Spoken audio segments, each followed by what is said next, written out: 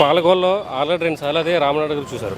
So ఇప్పుడు రామనాయుడు గారు మళ్ళీ కోరుకుంటారా లేదంటే వైసీపీ పార్టీని కోరుకుంటారా? రామనాయుడు గారు ఢీకోటి మనిషి లేరండి అక్కడ. ఎందుకు లేరు? ఆయన చేసిన పనులంటే చేసిన మంచి పనులంటే. పాలకొల్లుకి ఏం చేశారు? పాలకొల్లుకి ఏం చేస్తారండి, రోడ్లు గీట్లు లైట్లు గీట్లు అన్ని చేయించారు కదా దగ్గర ఉండి. రామనాయుడు గారు చేయించారా? శ్మశానం గురించి ఎక్కువ మాట్లాడుతున్నారంటే ఇక్కడ పాలకొల్లు ప్రజలు. మరి అంతే మరి ఆయన మన 21 రోజు అందులో పడుకున్నాడండి ఆయన.